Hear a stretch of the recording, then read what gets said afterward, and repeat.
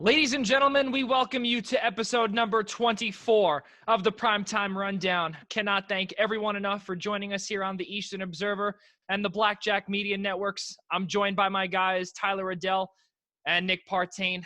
I'm Joey Jarzynka. Again, on this Friday evening from 7 to 9 o'clock, we will be talking about all the sports going on so far in this day and age, which really is not that much. Nick, Tyler, hello. Welcome. It's 7 o'clock on a Friday night. Tyler looks like he wants to go back to sleep.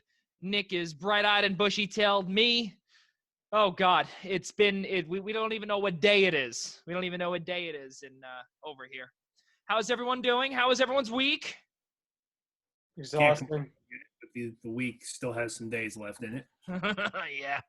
Yeah, right. So with that being said, and to kick things off here, let's take a peek at what's going on in sports right now. And there's really not much going on, but there are some big talking points, and one of which being following last week's NFL draft, the number one overall selection went to the Cincinnati Bengals, and they chose LSU quarterback Joe Burrow. And now, all of a sudden, Andy Dalton has been kicked to the curb. He was released with, I believe, 1 year left of it on his contract.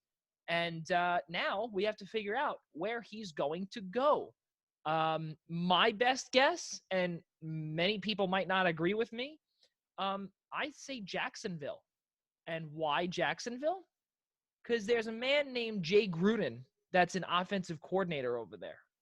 Fellas, let's get your thoughts on where Andy Dalton might go.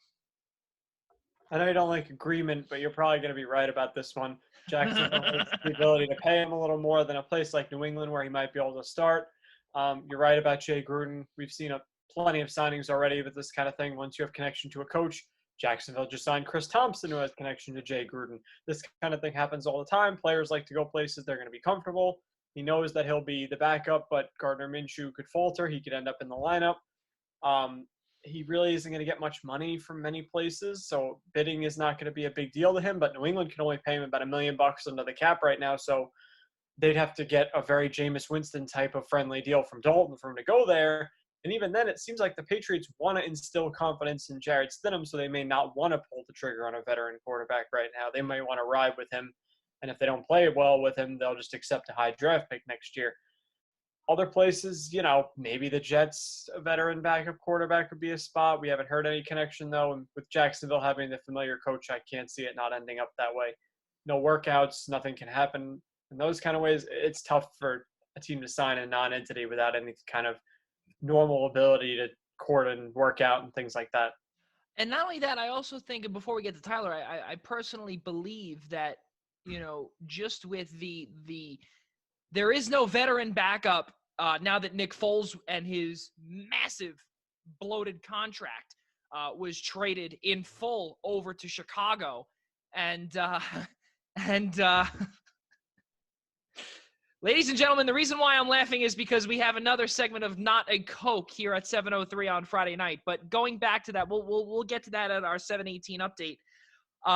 Presented to you by the Nolan Carroll Foundation. But going back to what Nick was saying, Chris Thompson from the Washington Redskins, he signed there. Then you look at Leonard Fournette, who really is on the outs with management, who also put up a very controversial photo, and not even photo, but he also commented, I believe, I don't remember where it was or what radio show it was. I believe it was in Jacksonville or maybe even in Houston, where he spoke about the fact that he and Jalen Ramsey did not get along. And it scares me to think that, well, you're going to allow a person like that in your locker room if you traded for him. You have to be the bigger person. Why are you talking nonsense about an old teammate? You know what I'm saying? It doesn't make sense. And a lot of these players, and that brings me back to my point where you have a lot of these players who are going to go home, they're going to whatever, and now with Chris Thompson in the fold, you never know, Nick. We spoke about this where running backs, They're a dime a dozen. And there are so many of them out there that are much cheaper than what Leonard Fournette costs. And the more he does that, I don't know, it might hurt the draft pick. It might hurt whatever, just talk. And he hasn't really been that good ever since his rookie year. Tyler, let's hear it. I have no idea how he ended up on Leonard Fournette. All right, let's go back to Andy Dalton. No. Let's go back to I do apologize, but let's go back to Andy Dalton. Like 8 players in 30 seconds and my brain melted. As far as Andy Dalton goes, I again hate to agree with you, but I'm going to have to. There's not a lot of options that make sense for him to go to except Jacksonville or New England. But it's not going to happen because he's probably going to cost too much. Yeah, well, that's the thing. If New England's going to want, obviously, if they're going to go out of their way to sign him, they're going to want him because he's a starter. And the other thing everybody's got to remember, pending if all goes well through the duration of the offseason, he's got to compete with Cam Newton in free agency too. Yeah, you know what I mean? Like he's got it. Like it's going to be, I don't want to say a battle between the two, but it's what team is going to feel more comfortable with a quarterback playing in their system. I think Andy Dalton's a better fit in Jacksonville. But looking at the New England side of things, that's a Cam Newton kind of system, the way they play the game. And they also already have Brian Hoyer as well, who they signed to put behind Stidham, with the fact that most likely Stidham will be the starter come 2020. Yep. Moving forward with this here, it was a pretty dull start to our Friday night, but I think sometimes whenever I am right, it just silences the crowd. Silence the crowd. Crickets. Nick likes that one. So again, Nick 4, Joey 1. Moving forward, Brandon Cooks has come out publicly and has said, quote, being traded 3 times considers it screams, quote, I'm wanted. No, sir, you're not wanted. Your contract is an absolute disaster signed by Les Snead. It's no good. And if you are healthy and if you can stay on the field, yeah, you'll be wanted. But New Orleans knew he was going to cost too much with the intention of him being good and not getting knocked out in Super Bowl 52 by Malcolm Jenkins. We all remember that play. I don't see this as an I'm wanted. It sees that you're moving around, you're doing whatever, you're putting up garbage numbers. You were a fantasy disaster last year. You're not good. Fellas. I mean, you got to look at this on a case-by-case basis. The first time he was traded from New Orleans to the Rams, he was absolutely wanted. New Orleans just couldn't afford to give him an extension. Right. They chose to trade him. The Rams absolutely wanted him. That's a case of a guy seeing value in an asset. They give a first-round pick. They wanted him. There was other teams that wanted him when he was on the block at that time. That was a situation where he was desirable. Moving from the Rams to then Houston is not a desirable. I mean, Houston kind of wanted him, but it was more that the Rams wanted to move on after a bad season. They have their own cap issues going on right now. So the Houston was kind of able to get him at a discount. So while he can say if you were traded that many times, it is because you were wanted by some teams, not every situation is created equal where the trade was because someone was after you. The last one was because a team was trying to intentionally move on because of a bad situation they put themselves in. This wasn't a situation where other teams were already calling. This was, they put up a for sale sign on you. That's not exactly a good look. Right. And not only that, it can happen at any point in time where if you put the for sale sign up at any moment in your career, it's not a good look, regardless of who you are. And unfortunately for Brandon Cooks, it happened this time with LA and New England. New England didn't have him on the he didn't have him. They didn't have him for sale. You come to Bill Belichick and you say, here's a first round draft pick. Okay. Yeah. How am I not going to take that? you're going to take that for a guy who, again, is oft injured. Tyler. Yeah, I mean, it's an argument that can go both ways, where obviously in some situations you're wanted, but in other situations, like we were saying, how long can a team really hold on to that contract? I mean, yeesh. I mean, it goes back to one of those things where when he's healthy and on the field for 16 games a year, I think you could easily say top 15, sometimes top 10, depending on what system he's playing in at the time. Yeah. It's just his stock is affected by himself. And I mean, I give him kudos for trying to look at it from a positive end and being like, oh, this team's want me, I'm doing something right. But at the same time, I think we all realistically know everybody's just trying to avoid the money situation with him at all costs. He's also gotten older. That doesn't help the situation. When he was a younger player on his rookie contract, he was faster. His body was in better shape. Like, all these things play into the fact that he was more desirable then than he is, 3 or 4 years later now. Yeah, and also you look at the contract that he did sign with LA, 5 years, $80 million. Now, Nick, again, the math guy, 5 years and $80 million, that's a lot of money. That's a lot of dough that you're throwing. I don't know the guaranteed figure, but again, for a wide receiver that, and I remember, I believe that was right after he was traded. I believe it was, I want to say it was 2 months prior or a month prior, I think it was. He was acquired from New England. And then right before he even saw a single snap, they signed him. Les Snead signed him to that big money deal. And that was all because of his best years with New England and also with New Orleans.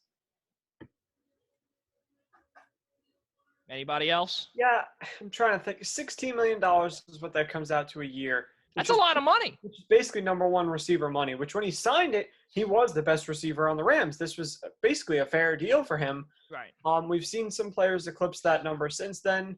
We've seen running back Christian McCaffrey, I think, just hit that number. So, it's not that big a deal. If he plays like a top 2 wide receiver on a good offense, it's not that bad a number. The problem is he's injured and did not show that last year. So, realistically, it comes down to just what he is right now. Is he worth that number? When he signed it, it wasn't so bad. It was number one receiver money for a number one receiver on a very, very good offense. It was a fair deal. It's just that his body has kind of betrayed him, and that's what's led to this being a decline. Right. And not only that, I just think, too, when you get put on the injured reserve for 1 year, and then in the Super Bowl you get completely knocked out with the concussion, I almost think to myself, well, I don't consider it that, you are made of glass. I almost think of it as that's just bad luck, and really, does he, obviously he doesn't deserve any of this. It's just, it stinks, and there's nothing that you can do about it.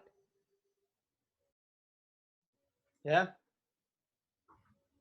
So, sorry about that. A little bit of a lag on my side, but looks like we're back here. So keeping it moving forward for just one more question before we welcome in Al Carl, Tyler's friend. They're going to discuss wrestling and a little bit and their upcoming show, Essential Wrestling.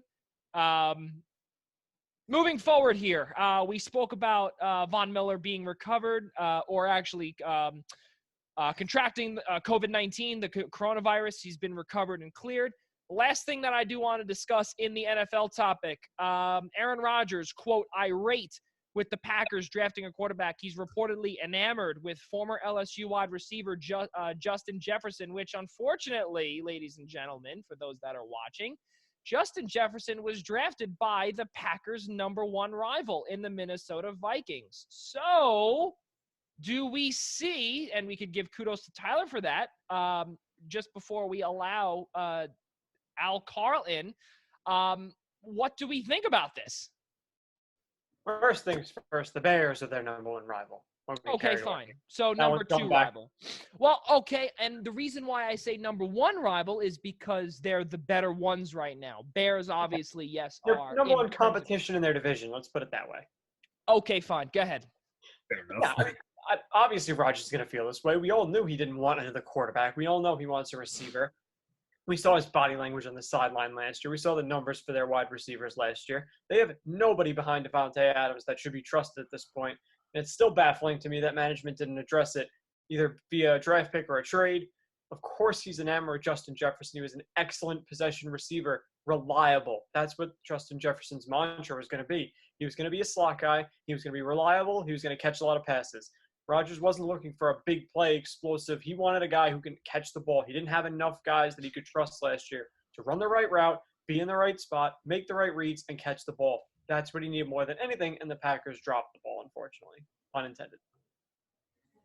Yeah, I mean, I don't blame Aaron Rodgers for being irate or outright pissed, however you want to say it. It's, the Packers had a chance to improve. Obviously, Rodgers isn't getting any younger. The fact that he's still playing the way he is at his age is a miracle, as is. He's taken a beating in his career with all of his injuries. The fact that he's still playing is unbelievable. And not drafting a receiver, I'm sure he could get over that if they didn't draft him. They didn't draft his replacement. Slap him in the face by not drafting a receiver. You get over that by the time training camp rolls around. But you draft his replacement. That's anybody who thinks that Aaron Rodgers has no right to be annoyed or irate you're out of your mind. It's sad, honestly. It's sad, but this is Tyler. But this is who the Packers have always been, because only just before, at age 35, for Aaron Rodgers, they just had their second best, if not their best defense since Aaron Rodgers has gotten into the league. Because you look back, B.J. Raji, right? Remember him? He was a tank in the middle. Okay. Then you had guys like Demarius Randall, Tramon Williams, guys like that in the secondary. And unfortunately, they were literal Swiss cheese. Yeah, okay, they won one Super Bowl against the Steelers. They did. They played great. It was a high-scoring game. That was not a defensive game. Right. Well, that's what I was going to say. There were some defensive stops, but majority of the fact was it was a high-scoring game. That's what it was. It was Aaron Rodgers versus Ben Roethlisberger. That's exactly what it was. Here, again, last year, when you bulk up and you replace Clay Matthews with Preston Smith, the other Smith. Right, yeah, exactly. Zardarius Smith. And you have these guys here that come in and they do a real fine job. And it looks like we lost Tyler again. It's really sad that you're most likely number 2, number 3, it's one of your number 12 will forever be enshrined in Lambeau Field. That's exactly what it's going to be. And it's going to come down to simply one Super Bowl. Tyler, don't know where you went, but we're going to have Al Carl come in here right now. And looks like we're going to speak to him before you do. All right. Looks great.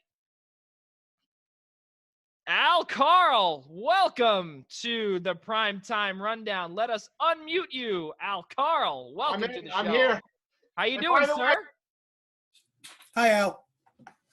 There we go. Well, it looked L-A-X. Say that one more time. Someone's got to tell Aaron Rodgers to R-E-L-A.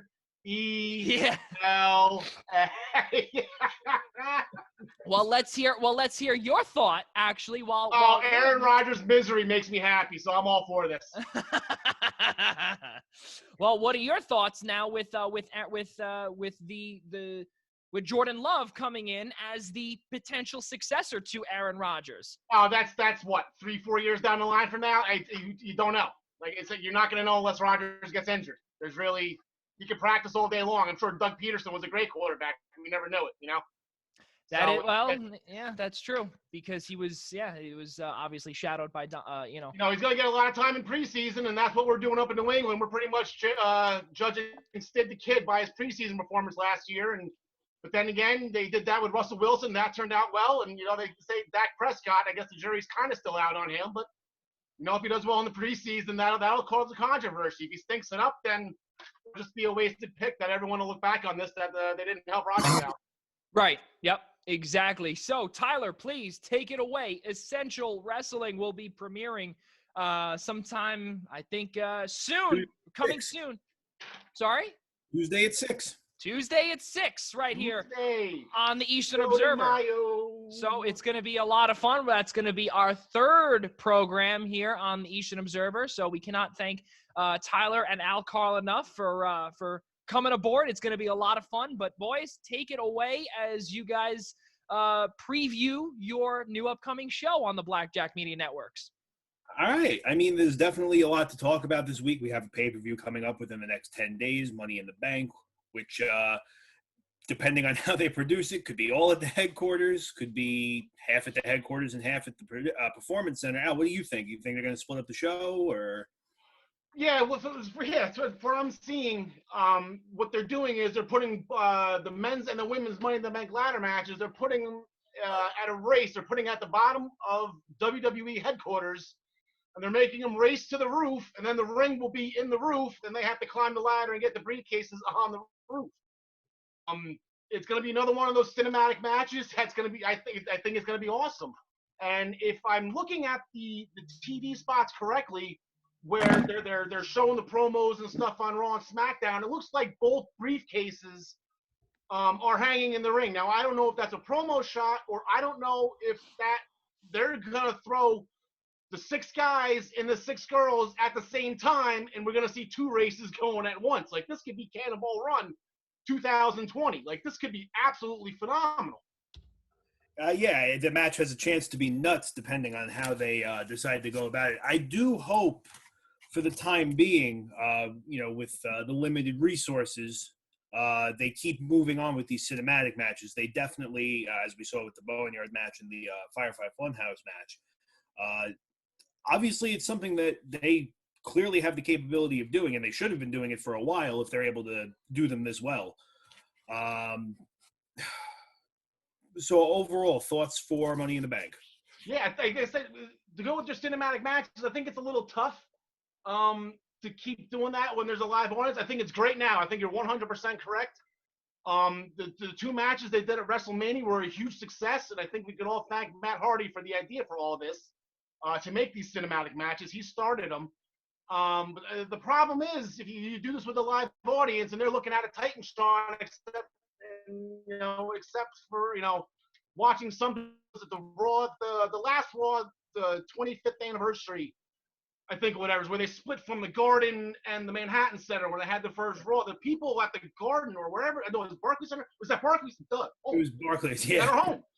It was at Barclays Center, and the people at Barclays Center, for lack of a better phrase, they weren't happy because they paid all this money, because that was an expensive show, and they had to watch some of it on the Titantron. When DX and the Undertaker showed up, the 2 biggest draws that they were advertising are showing up across town at the Manhattan Center. So I think this is great now. I can't see it going forward. Maybe every once in a while, maybe like for the Undertaker only, just so we can drag him out another 5 years longer than he's supposed to be. But yeah, it's right now though, present day, because there is no audience, and I'm going to transition right to that. So it's funny how you guys were talking about Jacksonville in your first segment. It's a great spot for Andy Dalton. I agree with you. Is keep them away from New England.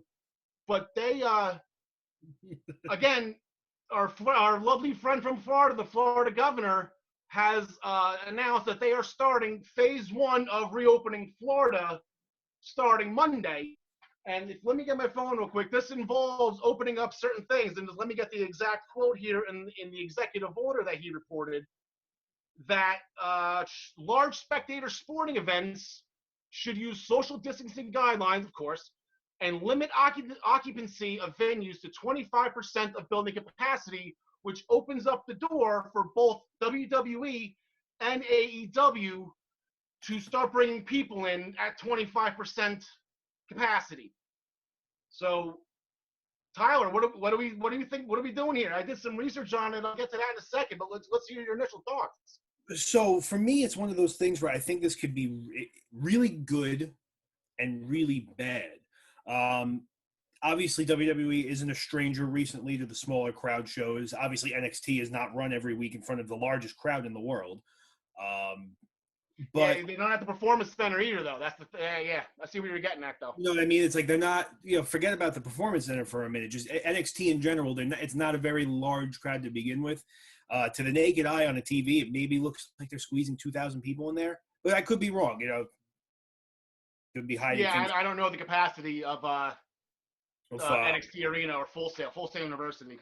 So But I do have the seating capacities of the two venues we have been using. So let's do the WWE Performance Center. And Nick, I'm hearing you're the big math guy here. So the Performance Center capacity of attendance in that little arena is 300 people. So 25% of 300 is Like 75? 75 on the button. So do we really want 75 people watching Raw, SmackDown, and NXT? See, this is one of those things where, as I was saying before, it becomes a really good thing and it becomes a bad thing. You start bringing the crowd back in slowly but surely.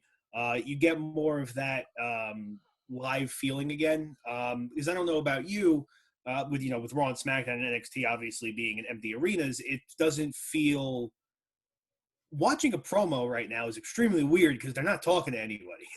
Yeah, the promos that's exactly where I was going. The wrestling I can get through. The promos they've been good, but it's weird. So it opens it definitely opens a door for to interact with fans to a certain degree. Obviously not, running through the crowds beating each other up, but like turning attention towards crowds for promos. But one of the other things that I feel might be risky for the companies, say they were to hold 75 people in the Performance Center, folding chairs every X amount of feet. Yeah. 75 people, you'd be able to pick up on that audio pretty clearly. You get the wrong 75 people sitting in that audience. Yeah, you get the wrong 75 people. You get a judgmental 75 people. It can go bad quick. Now, I mean, luckily, look, they're on a 10-second tape delay, so they can mute it out real quick. But do you want to have somebody sitting at a desk all day jamming a button because you got some idiot using profanities or racial slurs? Yeah, exactly. So they did. I remember, I think it was 2 years ago. I don't know if it was the Patriots-Rams Super Bowl, or maybe the one before that. They did the halftime heat show. They did something. It was the Undisputed Era versus somebody. I can't remember the exact match, but it was in the Performance Center, and they had the audience, and it was friends and family of the wrestlers, and it was enhancement talent that hasn't been on TV yet, so you have no idea who they are. And they played the crowd. They played the character of the crowd, and you wouldn't have known the difference. I think if they do that, you have 75 people, maybe. I don't know, but then you got to this point where, I was talking about this during my WrestleMania. I was making WrestleMania picks in my head with the whole Goldberg, Braun Strowman thing with Roman Reigns and whatnot. Vince McMahon is going to want to be the first person to hold a public event when this whole thing is said and done. And he loves to do that. He loved to do it. He's done it before. He did it after 9/11. The first public event after 9/11 was SmackDown on whatever, and it was just a regular house show. It was fine, and it was a public gathering. But he wanted to be the first. And I'm sure he's done it other times, and I just can't think of off the top of my head. But 9/11 sticks out, and he's going to want to do it here. And right now, I think Monday he has the opportunity to do it, whether it be 75 people. I think he might do it. So going back to your halftime heat mention, where they were using family and friends and talent we haven't seen yet on TV as the crowd. The last couple of weeks on Raw and SmackDown, for lack of better terms, there's been a handful of those local competitors. Do you see them bringing in a handful of indie guys from all over the state to just hang out in the crowd? Why not? And AEW does it. They have wrestlers we know though on the outside, and that's kind of a little weird. You have the bad guys on the one side and the good guys on the other. And Billy Gunn's always there with this kid. And Pineapple Pete, I don't know the guy's name, but Jericho calls him Pineapple Pete. It's absolutely hysterical. Me and my fiance laugh at it every time. But it's something. I think there's something, and every time we watch it, that's all she says is why isn't WWE doing this? I'm like, I don't know. So it could be a planted crowd. I think that's the ultimate answer, because if you pick just 75 people in off the street, you could possibly pick the wrong 75 people. That's my thing. So I don't know how you screen these. I don't know how you screen the guys here to get the crowd reactions that you're looking for, where the good guys get cheered and the bad guys get booed. You know? Yeah, it could definitely. It's going to be interesting to see how they do it, because I would be shocked if there was not a single person sitting around the ring on Monday. But at the same time, now I'm just thinking about this. Do you think they would? What's the way I'm looking to say it? Do you think they would put crowds next to the ring this week or the following Monday, knowing that Money in the Bank is already pre-taped with no crowd? Do you think they would let the cat out of the bag that it was pre-recorded? Because I know they're not advertising it as being pre-recorded. They're trying to not. I think just the ladder matches have been filmed already. I don't think the 2 title fights, and I don't think Bailey's match and Tamina's match. I don't think that. I think that's going to be live. Okay. I just think the corporate race has already been taped, and like I said, we actually had inside information on that one. How we got that inside information is beyond me, but thank you, Jason. So, but with that, we're going to transition, because I think to answer your question, and this is the reason why I think he's going to say yes, because if he actually does want to be the first one to do it, AEW is going back live on Wednesday, and then to stay with AEW, okay, their pay-per-view Double or Nothing that's coming up at the end of the month on May 23rd, okay, they're building capacity. They've been actually, again, going back to Jacksonville. That's why I'm actually happy that you started with Jacksonville. They've been performing at the Jaguars indoor training facility called Daly's Place. Now, apparently, Daly's Place is like this outdoor auditorium for like concerts and stuff, and then there's the indoor football field where the Jaguars practice, and that's where they've been performing. And if you actually watched AEW recently, you can actually see the turf under the ring when they lift up the apron. So if you don't know, the owner of the Jaguars owns All Elite Wrestling. He bought them, and he's the bank for all that. So Tony Khan, right? Tony Khan is huge. Shad Khan, yeah. The kid, though, Tony, the kid is the one that's running right, it. yes. He's the one that's running it. So that building, Daly's Field, okay, Nick, I'm going back to you on this one. 25%, right? Their capacity is 5,500. So, big number now. 5,500. I know. Yeah. Did you see Matthew Stafford solve that math problem the other day? Some guy was interviewing. That was nuts. Crazy. So this one's a little more complicated. The answer is 1,375. So you got 1,000.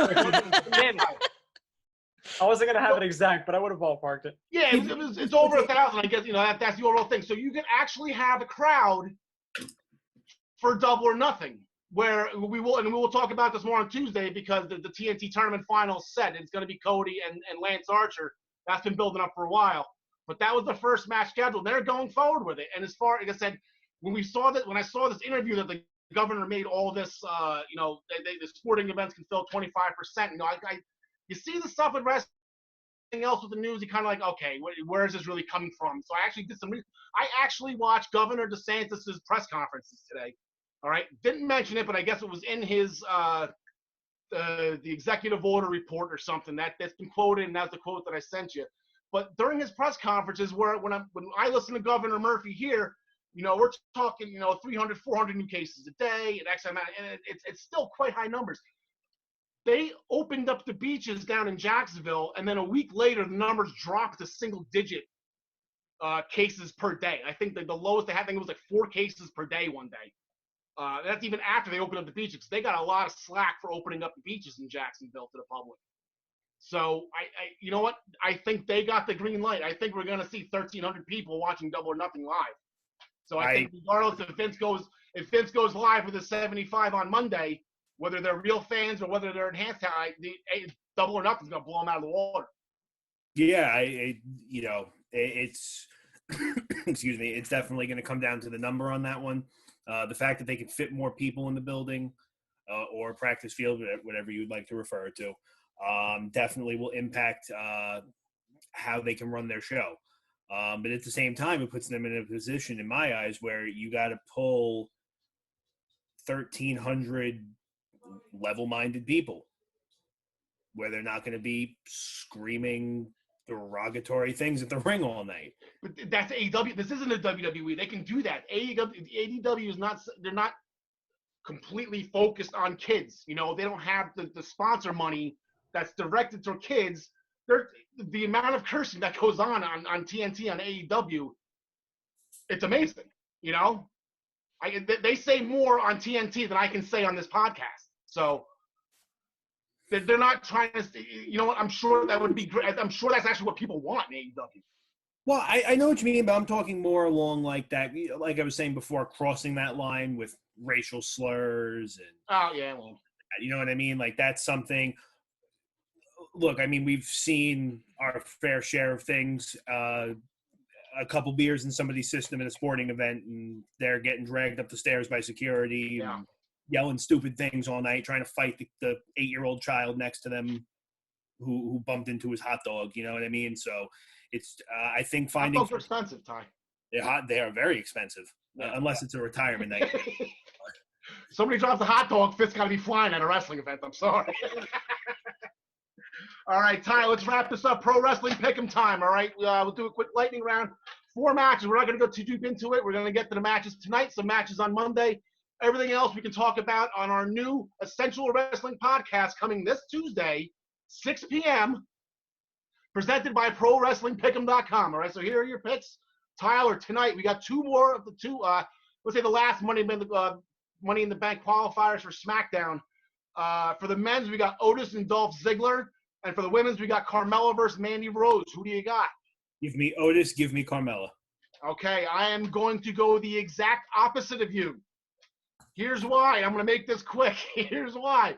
If I go back, and what I was saying before, if they have all 12 people, all right, going for those 2 briefcases, you got all 6 guys, all 6 girls, and you have Dolph Ziggler for the men, and you have Mandy Rose for the women in the confined space, no Otis, no Sonya, that's going to make for something interesting if Ziggler has some alone time with her during this match. I think that's what I would like to see that happen. So I'm going to go Dolph Ziggler, and I'm going to go Mandy Rose. Okay. All right, and then Monday, we didn't really get to this, but Monday, this past Monday, Apollo Crews got hurt.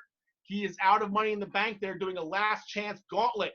No participants are named right now, but it's the standard gauntlet has 6 guys in it.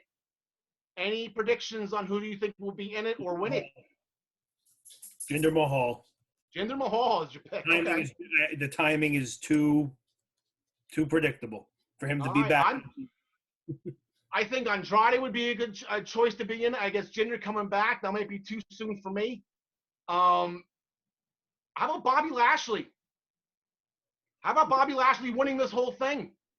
I think Bobby Lashley desperately needs that briefcase. I think Bobby Lashley needs the briefcase. There's a lot of guys on the roster. You can argue whether they really truly need it or not. Bobby Lashley. Exactly. I know. Our original picks were Aleister Black, right? He doesn't necessarily need it. I don't think I was thinking about it. I think it could help him, but at the same time, he's barely been on the main here now, and he's getting back to TV regularly. I think he could, I don't want to say sit on the back burner for a little bit, but there's no need to rush him and cram him down everybody's throats either. We know what happens when they do that, Roman Reigns. So yeah, I'm gonna go with Bobby. I'm gonna go with Bobby Lashley. If he's keeping Lana off to the side, he's focused, he's motivated, he'll win that ladder match, he'll get that briefcase, and he'll have no problem going after Drew McIntyre. I think that'll be a great title matchup. Last one, Ty. Raw tag titles on the line Monday night. Street Profits defending against the War Raiders. Who do you got? I got Street Profits. I don't think to kill their momentum right now. Something's got to happen though. I think Montez Ford is an empty arena goat. He is the greatest. Yep. Him and Asuka have been carrying the empty arena shows. So I'm half rooting for Asuka. I don't think she's going to win. I kind of changed my pick on that one. But all right, perfect. Thank you very much. Al, I got one more Jersey Girl report. Liv Morgan. 2 weeks in a row, 2 wins over Ruby Riott. I spy a Jersey Girl, Ty. I got one more thing for you before you go. What's up? Aiming at our original list of topics for the day, and this includes you, Joey and Nick, with its ties to ESPN. There's some stuff going around on the internet saying that their ESPN has been throwing some numbers out to WWE for a potential purchase. Now, in my notes here, it says all right, Ty's doing research. All right, I like this. He's not listening to the governor of Florida, but I guess okay if you want to listen, watch ESPN. Well, so my note says use opportunity to plug potential cash. Al, what do you got? Yeah. ProWrestlingPick'em.com. All right, Essential Wrestling Podcast Tuesday. Ty, if we're out of time now, we'll definitely talk about Tuesday. But the way I'm thinking about it, the mouse wants to own everything. And Well, the only I'll thing it tell you- doesn't own right now is WWE. It's got Star Wars, it's got the MCU, it's got Winnie the Pooh. It doesn't have WWE yet, and I got a funny feeling the mouse wants to WWE see doesn't it. have Spider-Man. That's all. That's the only thing he doesn't have. It's half a Spider-Man. I'm going to tell you one thing. I think Yes, that Tom Holland. I'm It's going more to tell you. important I'm going to sometimes. tell you one thing, fellas. I do believe that we do have time for Al to answer that question. And right now, because I think I want to answer that. You know what? ESPN is extremely is suffering right now because of everything that's going on, and this might be the best time for this story to come out. And why? Because you have to realize, you have to look back when ESPN years ago, right? When they had the NHL, with ABC, when they had MLB a lot longer than just Sunday Night Baseball. Now they have Monday Night Football, and now obviously they're losing a lot of viewers because how much Sports Center and how much Stephen A. Smith can you really take? And now that you have UFC, Put it that way. Give him everything. right? Exactly. So you have UFC on ESPN Plus. You also have now you don't have really anything else except reruns, and ESPN, their ratings they've been declining for the longest time. Their programming has been subpar, and for all three of us here who are relatively older and know what ESPN Zone used to be like many, many years ago, if that rings a bell to you guys, what ESPN Zone used to be was they used to have Mike and Mike in the morning would broadcast sometimes right out of Times Square, out of that little restaurant / game zone. Mm-hmm. And it just actually, the most recent one just closed out in Disneyland in Anaheim. Really loved that place. That one was great. But you lose there's so much, not only viewership, just general ESPN stuff, the sports stuff that's owned by Walt Disney is not really big anymore unless it's the aforementioned MLB one night, and they have these regional games. You need something for the long term. And now with nothing going on, because they don't have golf, and golf is coming back, and they don't have NASCAR anymore, they have to jump into something because and they just lost the Little League too. Little League World Series was just canceled as well. So and I know Nick's happy about that because he doesn't really like that anyway. Nobody hates the Little League World Series more than I do. Nobody. So, and that's fine. Let No frosted flakes for you, Nick.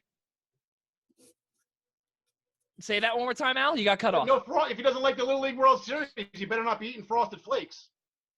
No, it's not up there. No, that's not how that works. So, 10-year-old kids playing baseball on my TV on ESPN. Put that on some rando channel. Put on actual sports. These kids don't even turn out to be baseball players. Half of them go do other things. Yeah. Remember Chris Drury was a star. He ended up being a hockey player. Who cares? Get 12-year-olds off my television. No. Stop. Hate this. It's a waste of my time. Okay. Ugh. So I think ESPN's taking the hit right now. Basketball go-to, right? During football season, we have Monday Night Football. We have the afternoon sports shows. We have the Sunday morning pre-show, which I still watch. I love that show with Sam Ponder and Randy Moss and all of them. But basketball is their go-to. Basketball, that's their money. That's 8 months out of the year where they're showing games 4 nights, 5 nights a week, all the way through to the playoffs. And then I think they have one of the conferences. I know TNT has the other. I guess they're taking a hit right now. I can't see how the Mouse is losing any money because of TV ratings here. It's not just ESPN. So as far as them getting WWE, I get the feeling that people throw Vince offers all the time. I'm sure he listens, and I'm sure if it's an offer he can't refuse, he'll take it. But, growing up being in WWE and knowing, once I found out Vince actually owned the company and he wasn't just a play-by-play announcer on my TV screen with Jesse Ventura, it's one of those things you felt like he had to pry this out of his dead hands. And so I don't know the amount of money it's going to take for ESPN and Mickey Mouse to pull to throw at it. And then what happens once basketball comes back? what happens once, football starts back up again? Because right now, Fox is in this conversation too. Does Mickey own Fox too? They own 20th Century Fox, so they own the movie side of things, and I believe that they did purchase Fox Regional Network. So they own. Because half of WWE is on Fox now on tonight. We got 15 minutes until it goes on air. To tell you the truth, the other half of it, Monday Night Raw. So you're going to buy something to compete against yourself. I don't understand what happens to Raw then when football comes back on. So I don't get this, to be honest. I don't see where this is going to help. It'll help in the now. It'll help us through till September when there's nothing else going on. I just think this would be, I don't know, bad. I don't know. But again, if they throw the right amount of money at Vince, I guess why not? If it's that much money and then he says okay, then. I mean, yeah. So obviously one of the biggest things I would be looking into in this whole thing is what happens on the Fox end of things with that mega contract they've just signed. And honestly, I'm not in favor of whatever rumor this may be. Rumors start. Yeah, exactly. Time. It's one, from my wallet personally. I have my ESPN Plus board. I watch my UFC repeats or from the vaults, or whatever you want to call it, and I have my WWE Network. If ESPN went through with this and I lost my WWE Network for whatever the reason would be, I would be a little infuriated because I'm getting my pay-per-views for $10 a month as is, and now with the NXTs and going to Saudi Arabia and just the standard pay-per-view schedule, I'm getting like 3-4 shows a month sometimes. So if it all jumped to ESPN, and then I got to start paying full price for a pay-per-view again, I got to get my streaming websites back. I would be pretty annoyed. I mean, a lot of the wrestling population would be annoyed. Yeah, I mean, and the mouse owns too much. He's got to slow down. Don't touch WWE. Well, I will tell you this. WWE, actually, their headquarters, you pass it right along the Connecticut Turnpike, and it's not that far from Bristol. So you never know. It could be something that ESPN could acquire because, as you said, Al, Fox Sports has a lot, but you have to realize Mickey Mouse owns Fox, a lot of Fox Sports as well. So only thing I forgot to mention this too in my rant. Vince has relationships with both ESPN and Fox because of the XFL. Like, what do you think? What channels the XFL were on? So it's not like he doesn't have his relationships. I'm sure it's way back when. I don't know if is ESPN Classic still a thing. No, it actually just went off ESPN Classic, I believe, about 7 months ago. Wow. Really? Okay. Yeah, because I remember way back as a kid, I'd watch my Raw from 9 to 11, and then, getting into bed, ESPN Classic would use from 12 to or 11 to 1 o'clock would show old AWA repeats. Maybe there's still a connection with them there too, where they still have some rights to some content from the company.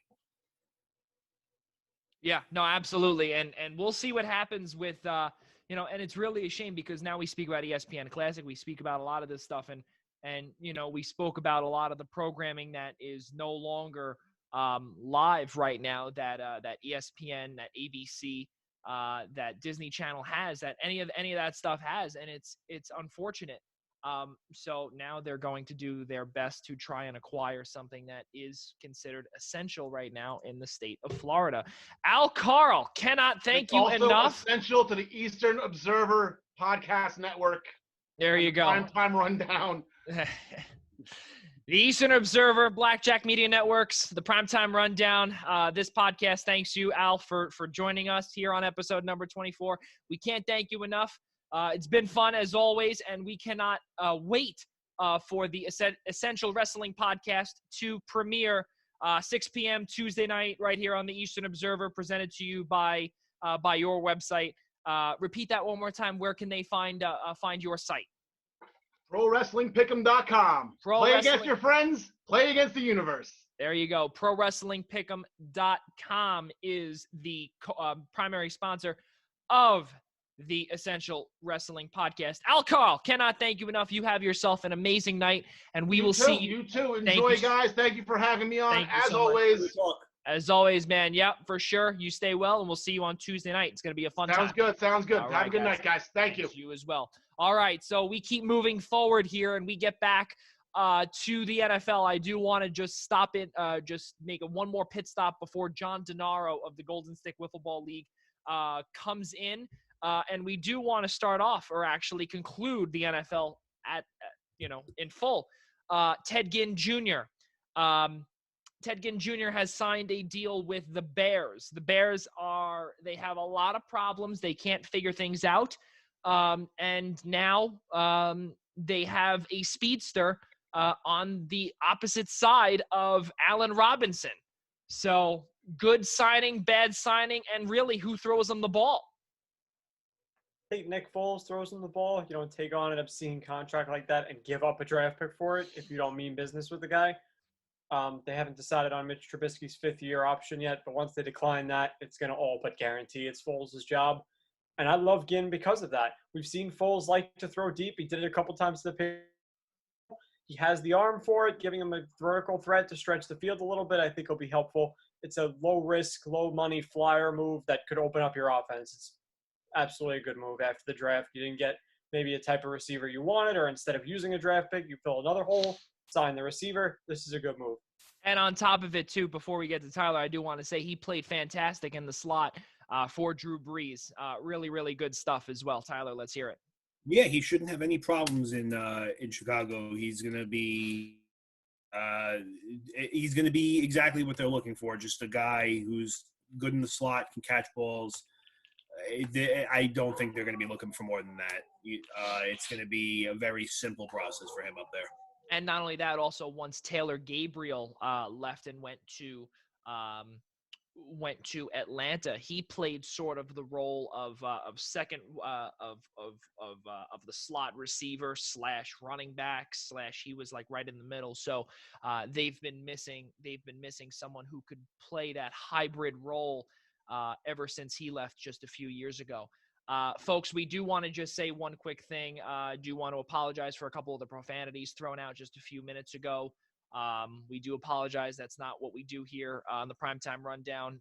Myself, Nick, Tyler, just want to bring that up. We were talking about ESPN. We were talking about the Little League World Series. None of that is acceptable here on the show, but we do want to apologize to our viewers watching on YouTube because we do, in fact, we wish all of our viewers to stick around here and to feel comfortable watching the three of us talk and have fun and enjoy and just be positive throughout the entire time. So from everyone here at the Eastern Observer and the Blackjack Media Networks, we do apologize for the profanity, and we hope that will not happen again. Moving forward here on the Primetime Rundown, episode number 24, fellas, this is a big one. And the divisional realignment here with Major League Baseball, there are possibilities that the Red Sox and the Padres could be in the same division, and the Yankees and the Mets could be in the same division. I don't know if I like this, guys. This to me is just all over the place. Whatever gets baseball going, I don't care at this point. I need something. Yeah, it's for one season that will live.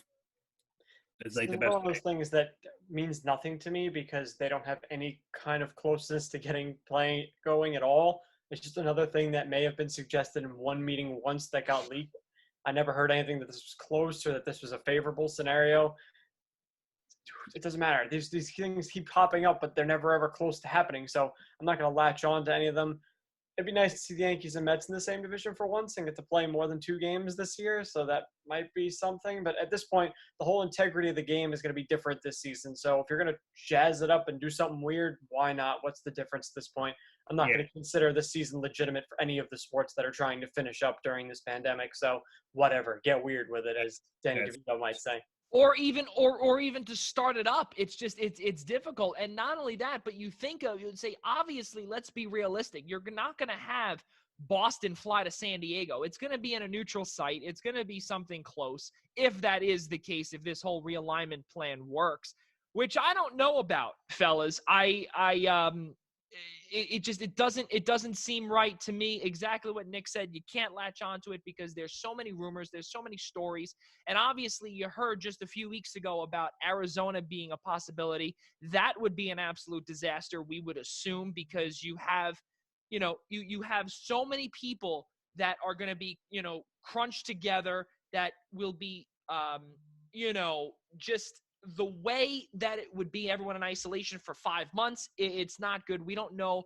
And honestly, I mean, yeah, okay. It's if this does in fact work out, it's going to be simply all in the same location. So it's almost like it's like a Succession story, or like another tweet in addition to, or another topic attached to that Arizona story, because that's the only way I think that it would work. It would be weird. It would be very weird. You can't really, I guess we'll use Nick's words, latch onto it. Tyler, any final words of wisdom on that? I don't think it matters at this point. I think to say that I think to say any season after this is after everything that's gone on would be considered illegitimate is just stupid. People are still working very hard to get their seasons going, regardless if there was a 3-month break or a 6 months break or whatever it is. Or it's not like anybody asked this whole thing to happen. If it wasn't legitimate, there would be no point in having the season to begin with. This whole year, I'm talking about the entire season, not finishing. You found the point. Don't have a season. Stop pushing your sports back. Take it off. Be safe. They keep saying the same thing every week. That's the whole thing. And then again, ridiculous. This is the part where we continue, is that it's part of money. And that's simply, it's an agree to disagree thing. It's simply money. And that's exactly what business people do. Listen, that's not something that we can control, but that's exactly how the world is. Money makes the world go round, as they say. Ladies and gentlemen, John DeNaro is about to be coming into this conversation here. Golden Stick Wiffle Balls, John DeNaro, ladies and gentlemen. Where is he? He is there.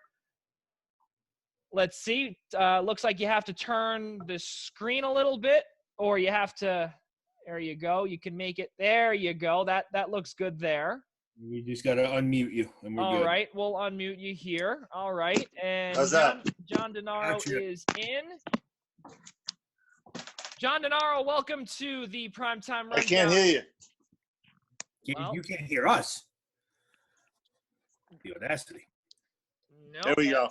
There you go, John you DeNaro. Hold on, I'll throw my headsets in. There we go. John DeNaro, welcome to the Primetime I hear you Rundown. very low. John DeNaro, welcome to the Primetime Rundown, episode number 24, alongside alongside myself, Joey Jarzynka, Nick Partain. You know Tyler Adelle. Tyler, take it away. All right, JD, how we doing, man? Good, man. How are you? I'm doing all right. First thing I'm going to ask, obviously, you're doing all right. Everything's okay. You're safe. You sound. You know, everything's good with you. Everything's good. Family's good, thank God.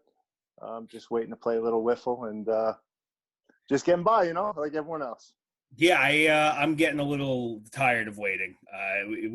We've missed what was our scheduled opening day. I know, to my knowledge, April 17th is still on as planned. I haven't heard anything different. May, but yeah, I think they said May 31st is the projected, or the last weekend in May is the projected opening day. Oh, so the 17th is done now. I'm almost positive, but you'd have to check. But you have to double check that. But yeah, I think we're aiming for that kind of weekend. And okay. I think the big hurdle is going to be permits at that point, or before that point. You know what I mean? But we should be all right. We should get going sometime early summer. Yeah, as long as there's a season, I got to play. Yeah, exactly. I don't like sitting around. I miss playing. I miss everybody. Hanging out all day. It's just it's the faster the better. Exactly. So tell everybody of team roster. What's your goals? What's the plan for the season? Well, this year as you know, at the end of last year, I just blew the whole team up, a couple guys, and I started from scratch again, which is what I like to do. We re-signed Winnie, who is just a journeyman. The guy knows how to win. He always gets big hits. We signed Jeff Banson, who I think now he's hitting stride and he's ready to just really contribute and lock down that outfield. And he doesn't care who's pitching. He's gonna give it an at bat every time. Leading off is my buddy Venus. He's Venus. He's gonna get his regardless. Yeah. And I'm gonna insert myself in that lineup. And as of 2 days ago, we signed a kid from Massachusetts, Dougie Baker. He's gonna come to 1 or 2 events in New York, and he's gonna be up there because my goal is to have multi-regional team playing in as many events as we can. So there you go. So you're the first owner with 2 teams. Well, no, one team, 2 regions. Okay. So you plan on being Tyler? It sounds like I'm sorry to interrupt you, but it sounds like your boy John Denaro, JD over here, is doing some recruiting. I like it. Well, I haven't stopped. Sounds like you might need. And I saw Dougie in the indoor tournament, and like the kid, he shot up 6 inches from the last time I saw him in Mass, and he put in some good at bats. And I'm thinking about the future of his team. I'm not a spring chicken, so we added some youth, and now I can just go up to Boston with me and one other guy or 2 other guys, and we got our squad up there. So it should be fun.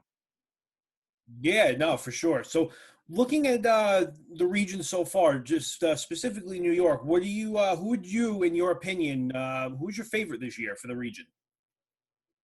Wow. Well, there's a lot of teams. Unlike Gaul, which is there's a lot of parity in coaching in Gaul, where there's different levels of draft and all that. We put this team together, and everyone has their team, and we know teams a little better than we do in Gaul. But I think the favorite, if Enemy plays, is always Enemy. I like the Hammerheads with the addition of Kenny Jr. and Moonlight. I like the throwbacks a lot, but that's biased. But we're gonna give a good fight this year. No, you guys have a really solid team. We do. We're up and down the lineup. There's no easy out, and the knuckleball, if it's on, is on, and good luck to anyone. And like I said, we'll be all right. But as far as a favorite, I like Enemy for the thing, and then maybe the Hammerheads again. Who knows? Yeah, talking about it the last couple of weeks, I definitely had the Enemy was up there, but that they got to come to more than 2 events. Last year they weren't very active until the Open, and then they ran away with the Open. Yeah. Definitely to not have the Hammerheads in the conversation is always foolish.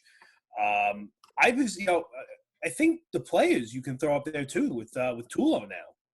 That's I like them winning a couple of weekends. Like they can definitely win the weekend and one of the qualifiers easily, maybe 2. But as far as playoffs, the region, it's anyone's choice. But I don't know. I don't know if the players are that echelon of a team. But they'll beat your ass on any Sunday. You know what I mean? So who knows? Oh yeah, no. The players are one of those teams where they could. They can go 0-3 for a week, and they're out in the exit game, and then the next week they're playing in the super qualifier finals. The next, 100%, they're very 100%. But I think Nick Tulo with E and Food makes them a team you definitely pay more attention to than you did. Pac-Man, right? They have Pac-Man still. He's not on the team no more. Yeah, and the Pac-Man's always tough. He's always a tough out. So the kid. So yeah, you're right. But as far as the region, if you're going to slip there's that upper echelon team. There's a couple of them, and then there's that middle upper team, and there's a bunch of them. And I throw the throwbacks in there, and I throw basically 65% of the league in there. So then you got that who's hot on what Sunday, who gets hot at the right time. The Screwballs proved that right a few years ago. So there's always that Cinderella team, and there's a few of them. So that's what makes it exciting. Yeah, for sure. So one of the things we were talking about off camera last week was I believe this was going to be your 12th season involved with wiffle ball, correct? No. This would have been my 9th. The New Hyde Park guys started in an event in 2011, and then we started playing our GSW. Yeah, so this would have been my 9th year. So in those 9 years, and I'm personally not going to count this because we all missed it, but this was the first event that you missed in those 9 years. Yeah. That's a lot of dedication there. That's passion. That's a little passion, a little dedication. I love the game, and it's my escape. So that's 8 seasons going into 9, and then you had Gaul. So it's a lot. Yeah, I mean, between that and I'm assuming this is are you including Bex with all this too, all the Bex play? Well, yeah, the Bex, that's like any given Sunday, guys, we're not playing in Eisenhower, we're not playing the league, let's go. I text you, I text some other random guys who come down, and then that's always fun. That's where you work on the game. That's where I learned my knuckleball and just threw it Sunday after Sunday where I'll get shelled 10-0, but it didn't matter. I was learning. And now it's serviceable, and I get away with beating some good teams with it. So. Yeah, I mean, Bex to me is one of those things that you can almost consider it like pitchers and catchers reporting, because you could spend the whole 3, 4, almost 5 months, depending on the goal schedule of just practicing. So you could be pitching up against some average players all 1 week, and then the next Sunday you're playing, and you're playing teams that got Rob Venus, all them on another team. You got Doc, like FK. It's crazy. Yeah, so it's one of those things where it's almost like Bex to me, although I haven't been going as much the last year or so, it's definitely, if there's ever a place to practice and fix your game and do some tuning up, that's where you go. Yeah, sure. Yeah, it is. Yeah, for sure. And that says a lot. Cause go ahead. Yeah, no, so just a personal opinion kind of thing, because I know we both play in Gaul and the regular New York season. Which do you enjoy to play more, and why? Wow. That's big, because there's a big sample there. There's a big sample size of a lot of Gaul and a lot of GSWL.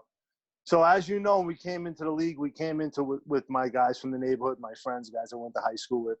And that was always my passion, playing with them, getting together. That was the hangout. So you'd spend the Sunday together. You'd talk for 6 hours, winning, losing, drawing, and then Sunday night, grab a drink and talk about it at Eddie's. But, that's changed because guys went to do their own thing and start their own team. So now goal became like, draft people you want to spend some time with and learn from and teach from. I think it's 6 of one, half a dozen of the other. My passion, my heart is with Gaul because I was there from the infancy start with those guys. But there's something about GSWL and the Open and looking forward to it and having your team together and, like I said, passion, dedication. That's what gets me going. Yeah, I mean, for me, it's hard to have a favorite because I'm in a situation, I'm fortunate enough to I'm also this would have been my 8th season. 7 of those 8 years I've been playing with Joe Morrow, my best friend. He's probably 400 feet that way right now. Antonio's been on the team with us for 6 years. John's coming into his 2nd year, but I've become very close with him in these last 2 years. I know your first year roster. I know your first year roster. Well, at least when you played us, it was you and Tom Polly. And Chris Bayo. That's right. That's right. I remember we battled you at Bay Park. Bayo slept in. He didn't make it. And you and Polly, and it was just like both teams had like 7 home runs. It was a sick game. But, yeah, that was your first year. I remember that. That was – I think you were still you weren't the swingmen still, were you? No, I was never the swingman. Those guys became the swingmen. But we were the throwbacks, but we were still wearing green. We weren't black and yellow yet. That was our second year. We were wearing green, yeah. Yeah, oh, wow. Long time, I like those uniforms. Yeah. Yeah, we're going to bring those back for if we ever get 10 years, not this year, next year, we're going to go back to those in the 10-year anniversary of New York throwback. So we'll see. Yeah, I mean, like I said, for me, it's kind of I'm fortunate enough to have played with my friends the entire time, with the exception of Chris Bayo. And it's goal is one of those things where I would give it a slight edge in the sense of the fact that we played with the whole draft format, and you can see we play those 3-game sets. Teams only have 3 to 4 guys on a team anyway, depending on how many guys we get. You get to look at just about everybody in goal. So it gives you get to spend a little time learning other people. You get to I'd be lying to you if I told you that the last 3 goal seasons I've played, I didn't come out of that season learning one new pitch from somebody. It's exactly. so much. Yes. There's opportunity to grow through goal, and I don't feel like you always have that same opportunity in the regular season. You can just show up, play your game. All right, that game ends. Put that game in the back, next game, and it's just go. Right. You don't have to, especially because it's like, if I want to come talk to you one day during the games, I'm on field 2. You're probably all the way on field 12. Yeah, there's not enough. You're right. Right. Goal is a big, like, brought the league together, like we said, last time we spoke, and it was really important to our region. If you look at it, it's important to GSWL. Yeah. It's very important. It keeps people coming. I got to play with guys, like we played together for a year. That would have never happened if it was GSWL. I played with Montero a couple of times, Cusada. And like you said, that wouldn't have happened in GSWL. But in the draft format, you get that, and that's fun.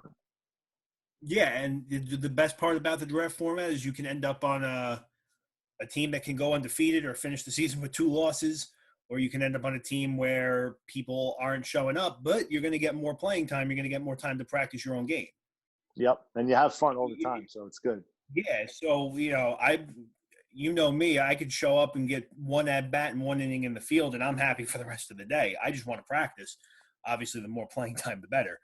But it's just – to me, goal is – and the fact that it's so laid back, too, because at the end of the day, it really doesn't – I don't want to say it doesn't count, but it doesn't go towards, the regular season. There's no points involved. It's straight win-loss.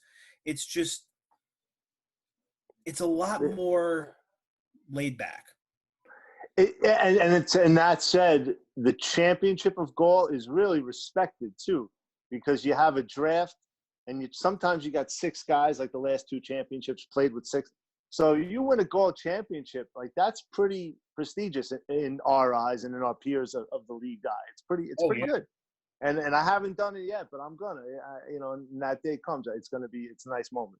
I'm sure. Oh, it's gonna be great. And it's another thing I think other people don't realize. As far as winning a gold championship, it's not like you're winning with guys you've been playing for X amount of years.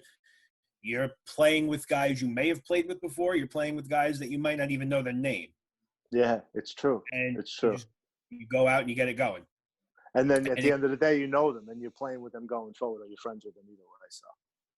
Yeah, and going back to I come out of goal learning at least 1 pitch a year. I come out of goal with at least 5 new connections through wiffle ball too. Exactly. Yeah. Well said.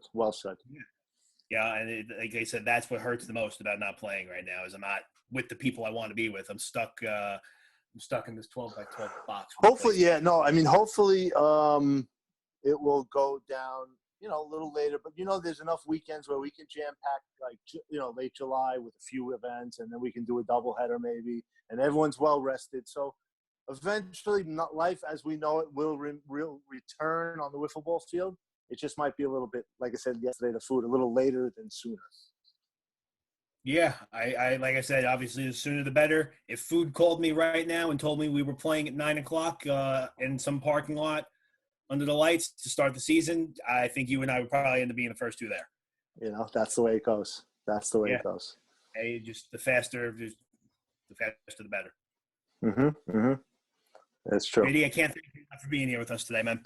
I appreciate you guys having me, as well as your buddy there. Appreciate the time and the outlet to talk about my team and wiffle ball and my passion. So thanks for having me, Tyler, and hopefully I'll see you sooner rather than later. There you go. LFG. Right. Take care, brother. John Denaro, thank you very much for joining us here on the Primetime Rundown. You got it, pal. Thank you very much. We'll see you soon, and thank you to the partnership from Golden Stick Wiffle Ball. Cannot thank you enough. Have a great weekend, please. You too. And my stay pleasure. safe and Be healthy. safe. Fellas, let's get back to this. apologies for looking. I received some troubling news. Old friend died. So I apologize. I just received word here on a little startling. Of course, no one, I guess, didn't know that I was on here and on the screen, and a little different. I don't know how, but I do apologize for not giving my all just now. No, Kind of got a little sidetracked there. Okay, enough of that. Unfortunately, okay. Let's get back to this as best as to my ability. Okay, where are we here? So let's get back to and again, more negative news. It's brutal. Baltimore Orioles outfielder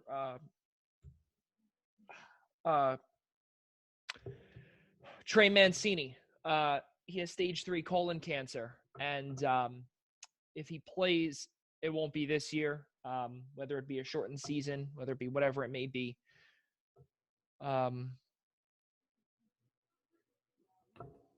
Ladies and gentlemen, we're just going to take a 2-minute break here on the Primetime Rundown. Like I said, I've just received some startling news. I just have to just take a 2-minute break here, folks. I do apologize just for a quick moment. We'll be right back on the opposite side of this break. Don't go away.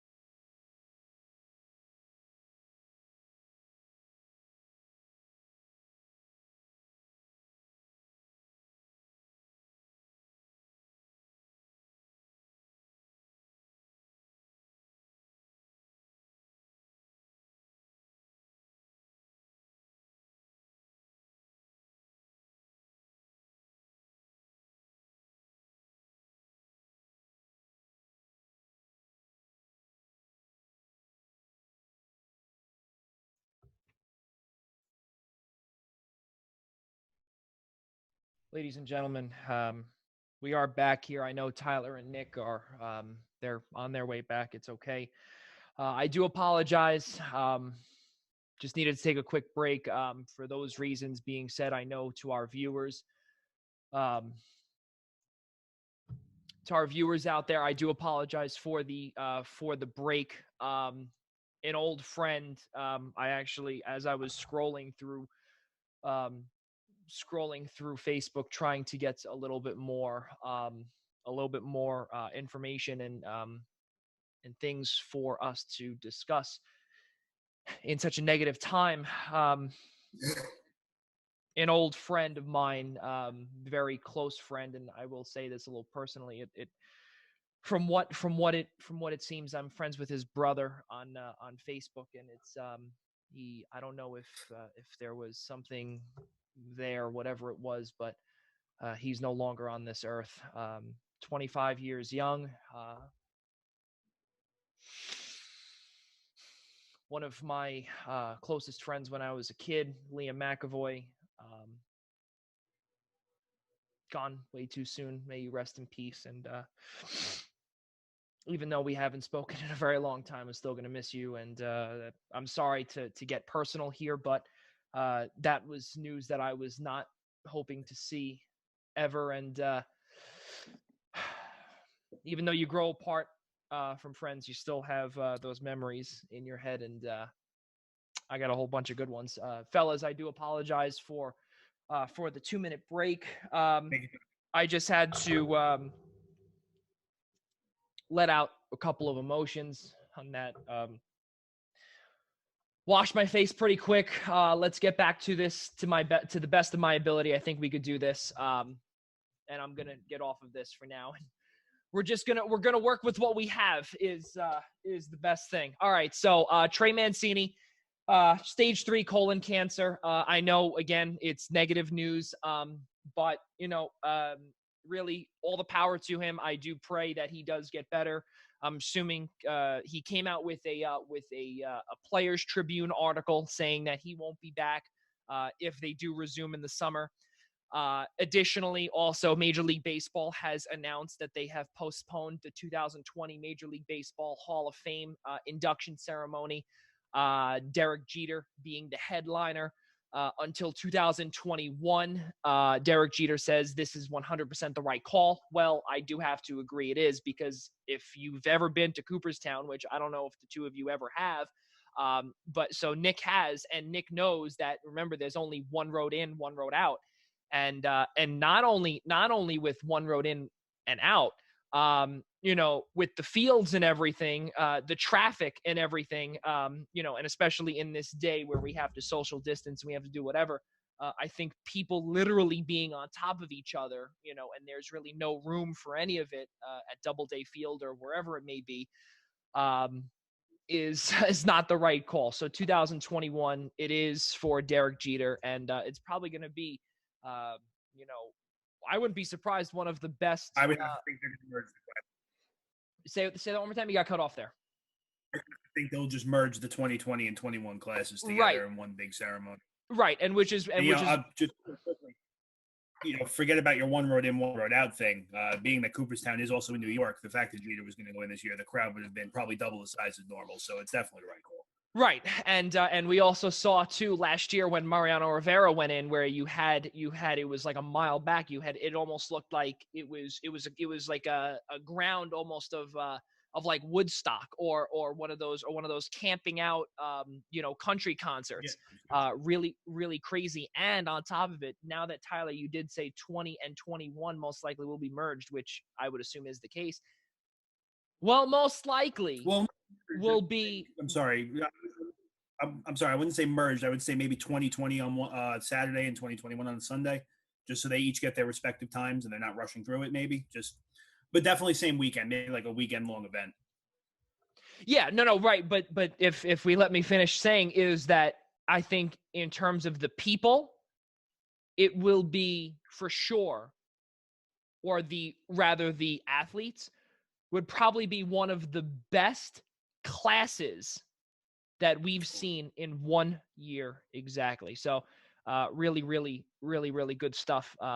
Hopefully in 2021. Moving forward here, let's keep it moving. 8:25 here on the East Coast. A lot of good things that we've spoken about so far. A lot of negative things. Let's see here. It looks as if Tyler, this is directly from you. Cannot thank you enough for giving us some insights here. Billionaire Wayne Rothbaum emerges as a potential buyer of the Mets for no more than $1 billion. Well, I will tell you something, Wayne Rothbaum. You have no chance of securing the Mets for under $1 billion. It's simply not going to happen. With Alex Rodriguez and Jennifer Lopez coming in as potential bidders, you have to realize something. Regardless of all of this that's going on, yes, it might take a toll on the value of the team, but not by that much. The Wilpons are going to want every last penny, and they're going to expect every last penny. Guys, what are your thoughts on under $1 billion? Because I think it's a no-brainer, no shot. No, I definitely don't think he gets him for $1 billion unless the Wilpons get extremely desperate. But that's also one of those things where obviously the Wilpons are obviously not in a rush to get rid of this team if they walked away from 2.6. Also, remember, in the sale of the team, SMY, the network where the Mets games are broadcasted from, is not included in the sale either. So if they're willing to walk away from 2.6 for just the team, where they were still going to have 5 years of control after the sale, without losing their TV network, they're probably laughing at $1 billion. I would have to think that something absolutely devastating to the franchise would have to happen for them to even look at $1 billion offer. And the fact that, depending on what happens this season, even if they play a half season, they're still on pace to lose $150 million this season. Right. To them, that's pocket change. That's the best way to say it. I mean, the $150 million to them is really nothing. They'll make that back in, I don't know, half a season, spring training and merch sales. Like, you know what I mean? Like, they're not worried about it. Yeah, piggybacking off what Tyler said, they were hesitant to sell when the price was a lot higher and they got to keep control. And even you could tell that keeping control ploy was kind of backing up the case that they really didn't want to lose the team. So it was a very odd situation that they were trying to hold on as long as possible but still sell. Now that the value's plummeted, I don't see any chance that they even get close. I mean, A-Rod and J-Lo might put up a similar offer to what was put up before, and they still might say no, because now that they've had a chance to look back on this, they might just decide, hey, we never really wanted to do this. We were kind of feeling fan pressure or some other reason that we don't know about. But now that everything's changed, I can't imagine they take a penny less than what they were offered last time. And even then, that might not be enough because they're the ones who backed out of it, even with so many things playing in their favor you just mentioned. So what's going to make them sell now for anything less than way more than they were offered last time? I just don't see it. Smart investors don't sell low. Like, this is a bad idea in general. I get it. Yeah, the original offer they turned down was almost triple the offer that Rothbaum's willing to make. Like, I don't like the Wilpons. I think they're the worst people on the planet, and that's saying a lot. But if they turn down 2.6, they're going to turn down $1 billion without even opening a contract to look at. Right, exactly. I think that this really, it's plain and simple. The three of us agree there is no shot that even as bad as the Mets are and however bad their ownership is and whatever it is from top to bottom, the way that it is now in professional sports, it's simple. Most teams, unless you're hockey, I hate to say it, I love hockey, but not every team in hockey is worth $1 billion. It's not. That's factual. Baseball, almost every single team is at least worth $800 million. At the very least. Even the Kansas City Royals, the Cincinnati Reds, who don't bring in that much revenue, are still worth $800 million at the bare minimum. So the New York Mets, in the market where they are, in the New York market, there's no doubt about it that the Wilpons are not going to take anything less than $1 billion. So, Joe, I have a question for you really quick. Let's hear it. While we're on the topic of the Mets and selling franchises, of course. Every now and again, you do see the league end up having to step in. as Islander fans, we saw it in the mid-'90s where the league stepped in and the ownership was forced to change hands. Do we see Rob Manfred or anybody from the MLB, rather, stepping in and saying, look, you guys suck. You have to sell this team because they are. I say no. Well, first, Tyler, I do want to say you did get cut off at the end, but to finish what Tyler said was basically just to summarize, would Manfred have to take over? No, I don't think so. And the reason why is because the Wilpons have not done anything wrong. They're just clueless. And that's whatever. I think when you look back what the Islanders did in the mid-'90s with John Spano, the way that it was that John Spano was a legitimate crook. The Wilpons, they're just dumb. That's just plain and simple. And the writing has been on the walls ever since they've owned the team. They are, I think, what it would be, and the same thing with Rob Manfred. And clearly we know now because, he did not succumb to fan pressure with whatever it may be with the Astros.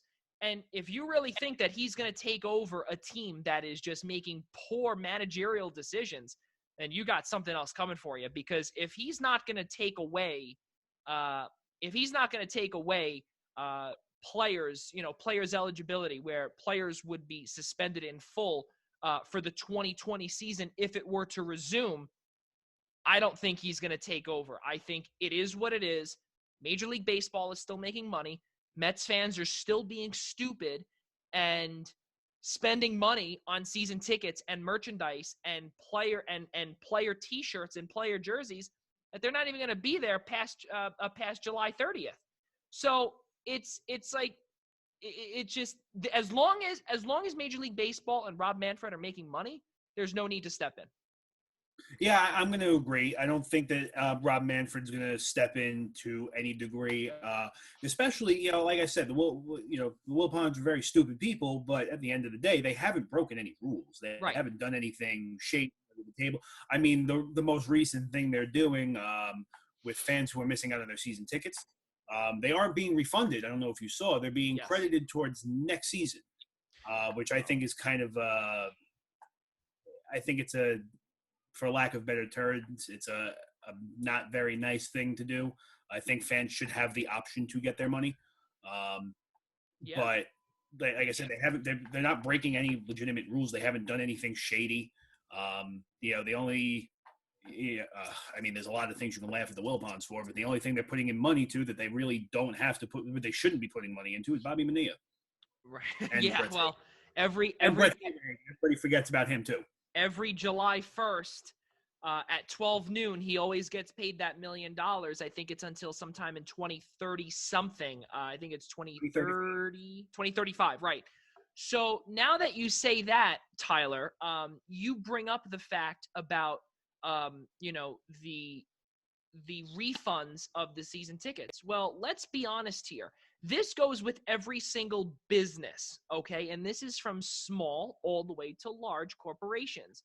I grew up in a business family. Let me rephrase that. Not a family, but my mom owns her own business, okay? And I can guarantee you, when you look at what other people are doing, okay, in terms of refunding monies, whatever it is, the same thing goes with Ticketmaster, okay? Ticketmaster at one point was not giving refunds for certain events that were canceled or postponed. Well, they were postponed at first, and then originally they were canceled. So obviously you're going to have a lot of people losing out on funds. We get it. On your savings. Okay, I get it. But then this comes to the part of planning and economics and just general financial planning that a lot of these teams clearly do not do, or for the pure fact they just want to be greedy and keep the money. Well, guess what, ladies and gentlemen? I'm going to tell you one thing. If I was an owner of a team, I would be as transparent as possible. Why? Because you have to have the trust in the fans. And by because guess who makes you money? The fans. Television. There's two big things that make you money. It's fan, television, and whatever. And under that fan umbrella is merchandise and whatever it may be. So if you screw over the fans, why would I want to give you money? Well, because I don't know now what you're going to do with that money. Are you going to keep the money? Are you going to spend it on garbage? What are you going to do? So I don't want to continue into this because it kind of gets my blood boiling. But yes, the Wilpons are stupid people, okay? And Major League Baseball and Ticketmaster and whoever it may be, I'm extremely glad to see that they've had the pressure where they have had to give the money back. Exactly what Nick said, and Nick said this multiple times. I don't agree with, but this is the part where I do. There's a lot of money to be had in sports. Keep the season, let the season go next year because they'll be safe. Okay, I agree with one thing. There's a lot of money. There is. So give the money back that those people put in because you already have those funds in that savings account that you can use towards. Or you can just hold on to it. You pay with whatever. Okay, I get it. But you should not be taking people's money. That is not good trust. And just like with the Boston Bruins, which is a big thing, the Boston Bruins did not pay their part-time workers or their employees and their arena workers, which is humongous in my opinion. Fellas, I want to keep it moving. Tyler, thank you for asking the question, and I'm sorry it took a whopping 23 minutes to answer the one question. But you know what? Actually, before we do that, Nick, you know what? Nick, I want to hear your thoughts on what I just said. I mean, I don't want to. You're the money guy. Further, because I still continue to not understand why the Wilpons are the worst people on the planet to Mets fans. I don't get it. The team is top 10 in salaries every year, but yet they scream over and over to spend more money. When the Mets are clearly not the Yankees, you don't have the revenue of the Yankees. You're in New York, that doesn't mean you have the same revenue.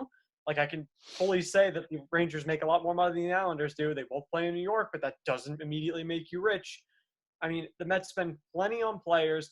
Every time there's a big-name guy out there, they end up signing him. Or if the Mets fans are screaming for it. Cespedes got this unbelievable contract. Who's that look stupid on now? I guess the fans should have kept their mouths shut and maybe let him go. That might have worked better. Yeah, Jason but the problem maybe that would have worked better. Yeah, but the problem with that is that when you sign a David Wright player who now has obviously could not really play the last few years of his contract, now they're looking for insurance money because they don't want to pay him that $30 million. Yoenis Cespedes, on the other hand, they don't want to sign these big players to big contracts. Why? Because look at the David Wright problem, and now you have Yoenis Cespedes. So the problem is they're listening to the fans. They're signing guys they want to sign. Yeah. Well, that's the problem also, is that they are stupid and they should not be listening to the fans. They should be having their own people and they should be doing their own part in hiring top-tier people that can get the job done. And unfortunately, they can't do it because scouts for reasons. Right. Well, right. And they're not doing a good job because their minor league system is an absolute atrocity. And exactly what Nick said, they are doing a good job in signing top, they are in top 10 in salary. Great. But guess what? They can't succeed. They cannot do anything good. And it's not because of whatever. It's their hiring decisions that are just horrendous. That's what it is. It's from Series 5 years ago. It doesn't matter, but that was 1 year, and then every other year, they continue to be lackluster. That's the problem. They're trading for players. How is that the owner's fault? They have a decent roster every year. Maybe the players should do a little better. Like, I don't know if it's the players. You got to look, but okay, but then how about the accountability of the coaches? How about the accountability of the executives? They let go now. They let these guys go once they falter. They're not hanging on to a manager for 20 years who stinks. This isn't the Bengals hanging on to Marvin Lewis after 20 years of no playoff. Well, they fired Terry Collins. They've hired Carlos Beltran, who was one of the best candidates out there. Then he became part of the scandal. They fired him, which was the good PR choice. I just think these guys get way overblown for being one of the worst sets of owners in sports, but they're not that bad. If you're comparing them to big-time owners of big-time New York sports, then, yeah, maybe you could say they're not as good as the Steinbrenners have been to the Yankees or the Dolan has been to the Rangers. No, not that's a bad comparison. Big-time guys like that with the Maras to the Giants. Those are like the elites of the elite. That's a bad comparison. That's a bad comparison because you have to realize something. You have to look and you have to see. Who's the top owner in the world? So rather than have the owners of like the Orioles or the Rays who spend like $20 million on players a year. Well, the difference is also that revenue is not there. listening to the fans and the people they want to sign. If you have 55,000 scouts in the building, which I can't tell you the last time I had 55,000 people in Citi Field at one point, that's a bigger problem. You're spending all this money on your 6 scouts to go travel the country, look at all these impending free agents, look at the trade deadline, see who's available, and you're going to listen to the 50,000 morons in the seat who don't know a thing or two? Well, the problem with the ownership is they're listening to the – Well, a lot of it also, and Tyler did again get cut off at the end. A lot of it also is that why are you trading for a lot of these older players? You have to look. Robinson Cano, why are you trading for a washed-up guy like him? Okay, just to get – trying to win now. You have Jacob deGrom, who's at the end of his prime. You're trying to win while you still have Jacob deGrom, while you still have Noah Syndergaard, who's trying to win now. That's why you trade for older players. Then sign somebody else. If you're willing to take on a massive contract that's worth $25 million, why aren't you signing someone top tier? Closer. Someone else. They wanted the closer. That's what that trade was for. The trade was for Edwin Diaz. They absorbed a lot of Cano's money to take on another player who's a major leaguer. And on top of that, they got rid of like 3 bad contracts they already had. They may have overpaid prospect-wise, but they're trying to win now. That was the whole point. No, this guy who may only have a little time left, Cano, but he's trying to help you win in this window. I get that, but the problem is that Robinson Cano is past his prime. He's way gone. I understand that, but you're contradicting your own point. They're paying him a salary even though he's not that good. That's the Wilpons opening their wallet to pay some. And exactly, it's on dumb decisions. It's dumb decisions. That's the problem. It's these dumb decisions. I still don't understand how that part of it is a dumb decision. They're paying a player. Like, the Mets fans get so mad they don't sign guys, and then they went out and they paid Robinson Cano. They didn't have to do that. They could have gave up double the prospects, just got Diaz and not Cano. But what I'm saying, where they use their money to keep them from giving up even more prospects. But yes, I get that. But the problem is that with such a subpar minor league system, and now you're trading garbage for Robinson Cano, but really, again, you're trading for Edwin Diaz, who was another disaster, okay, which we get that. But again, the problem is that if you're willing to take on a big contract such as Robinson Cano, yes, for the closer, why don't you just go out and go sign a closer? Why don't you go sign last year? Brad Hand was a free agent. What are you doing? You can still sign Brad Hand. Risky. Brad Hand's a 30-year-old closer. They wanted the elite, young, controllable, cost-controlled closer. And look how well that worked out for them. Well, brutal. You can't blame him for that. This is the best in the game. You single-handedly blame Edwin Diaz for the fact that they missed the playoff. I'm going to tell you one thing. I will give the Wilpons this. They try, okay? They're not bright. They try. They do. Okay? You also don't know that's the Wilpons yelling out, go trade for Edwin Diaz. Well, then whoever it is. They've switched DMs recently. Like, they're trying to go through personnel guys. Just because it doesn't work doesn't mean the ownership stinks. The Red Wings are really bad right now. Do you think they have terrible owners? No. They just went on a 20-year playoff streak, but now they're bad. This happens. No, but the problem they're one of the best pitchers in baseball. The team's not that bad. The problem is that since 1986, they've been terrible. Okay, they made it. So what? So they made it to the World Series in 2015, and they made it to the NLCS in 2006. Done. And then they made it to the World Series in 2000. So that's 2000. They had decent chances. It's a big league with a lot of parity. They've had a lot of good seasons within there, haven't they? They've had some bad years, some embarrassing lows, but you can't expect every franchise in New York to be the Yankees. No, they're not going to be great every year. We are not expecting that. The Rangers are bad right now. No, we are not. Is Dolan a bad owner of the Rangers? They have had one Stanley Cup appearance in how long now? 30 years? Dolan's been the owner the whole time. Is he a bad owner? Hold on a minute. No, hold they're on. good But owners. hold on. They just don't win. Things happen. But then Dolan's bad for the Knicks though? But we know he's single-handedly putting his hand in there and making those bad decisions. We know that. Well, thank goodness for the Rangers. Well, thank goodness for the Rangers. He's a bad person. You can't even talk about the Rangers in this conversation. You can't even bring up the Rangers in this conversation. The Rangers were bad for 2 years, maybe 3, and then they go out, they signed Panarin, they got Shesterkin over here. They made they're almost in the playoffs this year. They made all the moves they had to make to get back in the hunt. They were bad for 2 years. The Mets have been bad for 30. But that's just we're in the World Series as recently as the Rangers, though.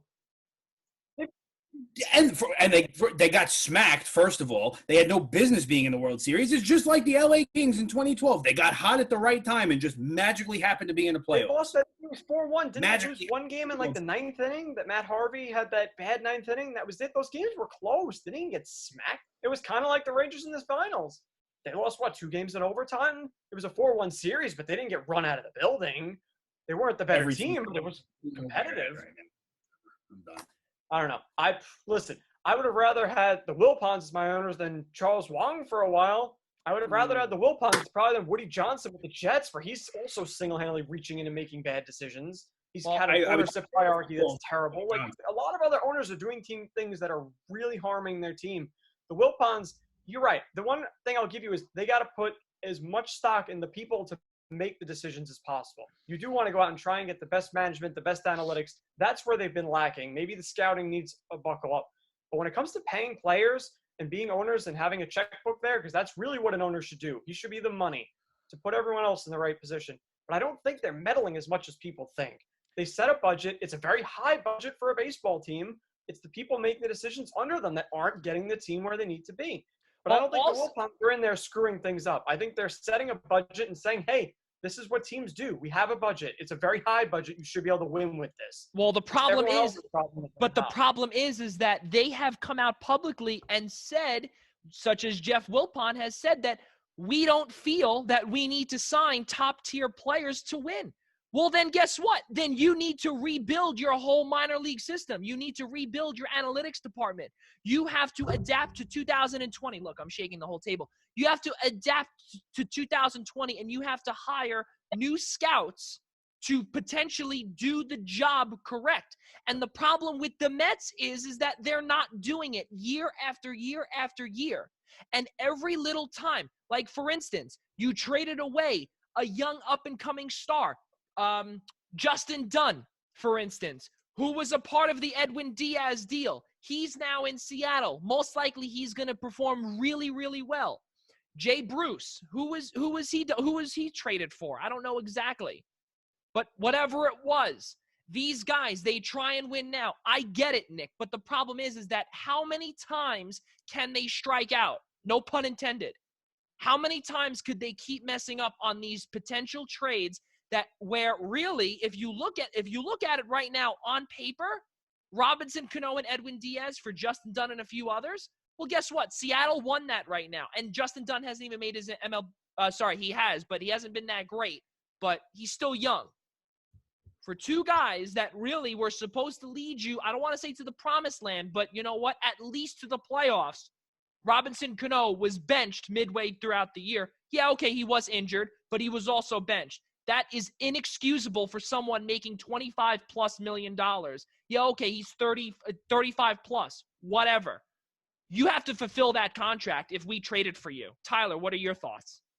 You're making $20 million that Robinson Cano is making. You don't get to sit on the bench because you're bad. You should be playing every day.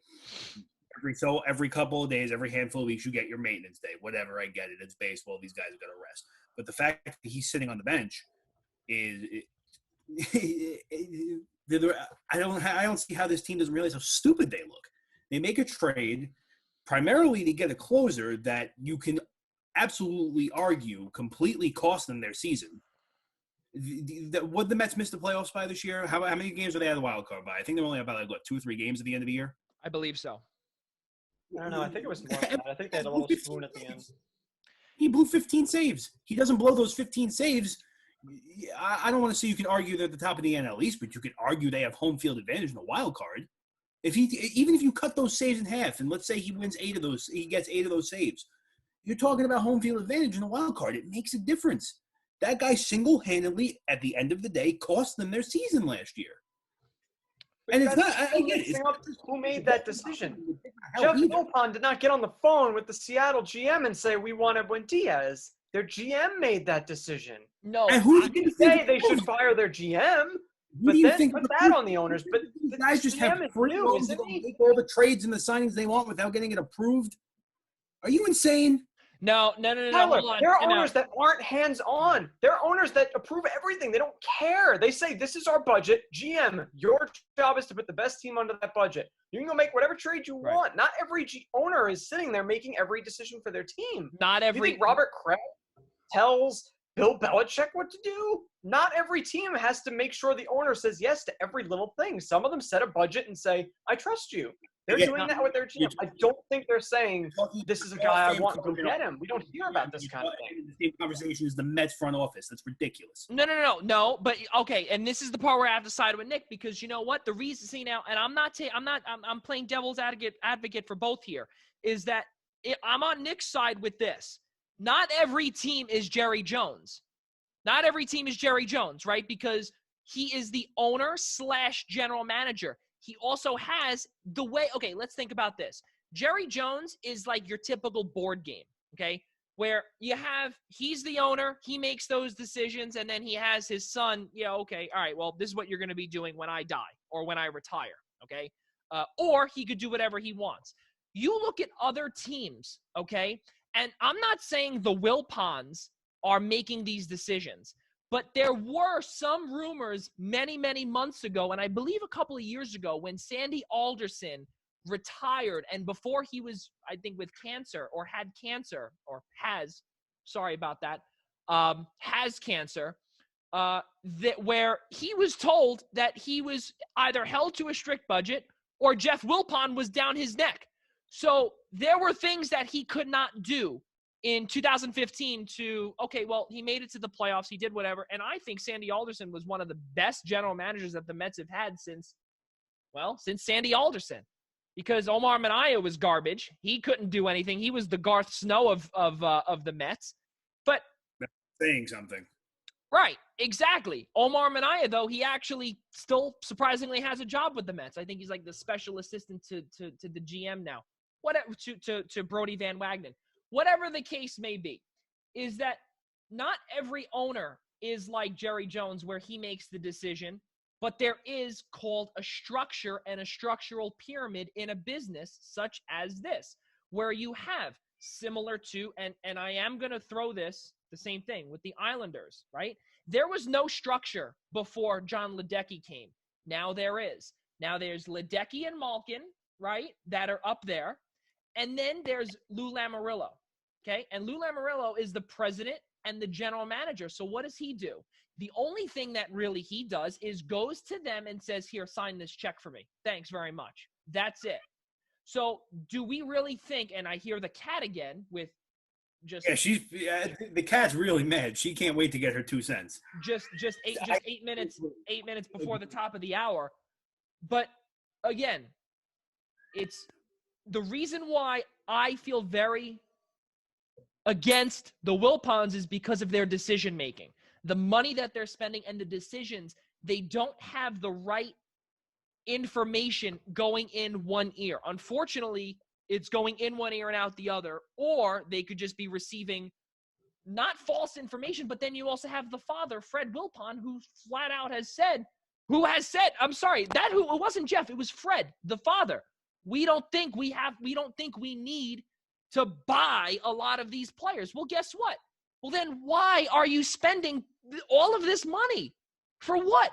And there was a possibility that you could be trading Noah Syndergaard. Now Noah Syndergaard is on the injured list, the disabled list. No, injured list. Sorry. Whatever it is, yeah.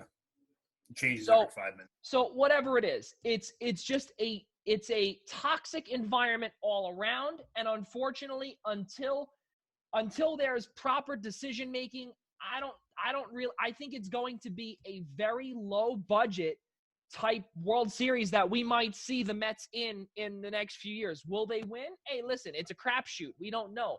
But I personally think 2015 is exactly what Tyler said. They got hot at the right time, just like the LA Kings. It's very similar because the Mets, yeah, they just crept into the playoffs. Remember? They beat Chicago in Wrigley that night. Yuris Familia, never forget that.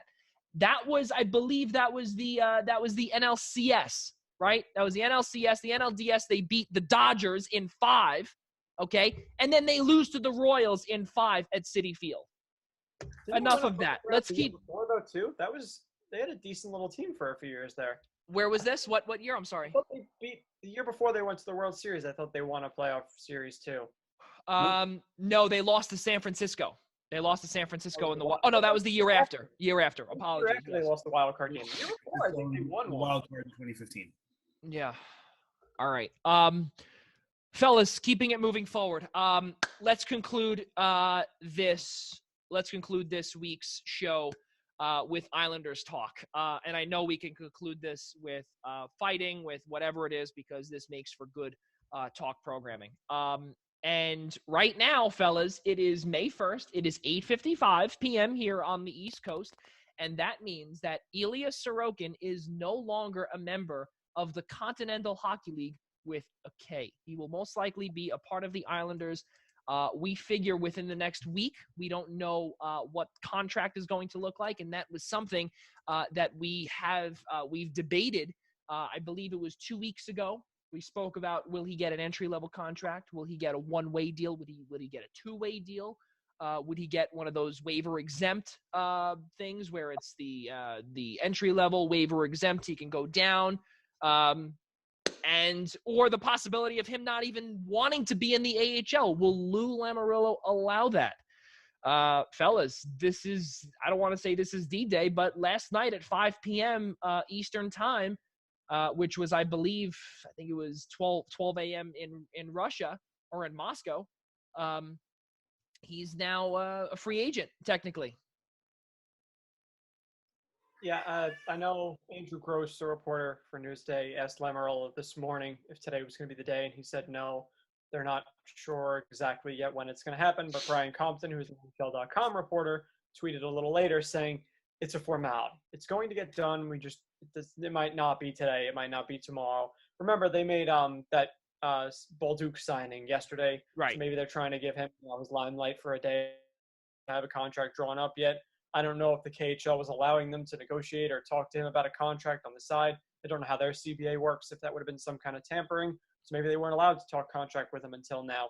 And I also don't know exactly how the NHL's CBA works. I don't know if he is pigeonholed into signing a certain contract coming from the KHL. I don't know exactly how this whole thing works. Being he was an Islander draft pick, if he has to sign an entry level, if it has to be a certain type, if it has to be a certain length, it might be a kind of cookie cutter type of thing where he doesn't have much of a say, Sorokin. We don't know what it is. We know he doesn't want to play in the AHL, but his contract might automatically stipulate that the Islanders are allowed to send him down. So I don't know what has to exactly happen here. I'm assuming they have some things to talk about and hash out.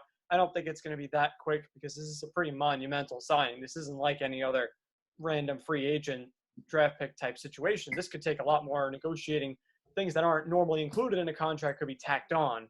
Like the contract allows them to be sent down, but it's written in there that they won't because he won't sign otherwise because he has some leverage. So we'll have to see. I'm not going to get all jazzed up. I was kind of hoping it'd be today and this would be our day. It'd be a big monumental celebration, but it could take a week or so or a couple of weeks, a couple months. Who knows? I mean, we don't even know if this season's going to get solved. Next season is far time away. He doesn't have to get signed this week. So they'll take their time. They'll hash it out. It's a formality, though. Nothing's going to stop them now. He's going to be an Islander. It's a matter of when.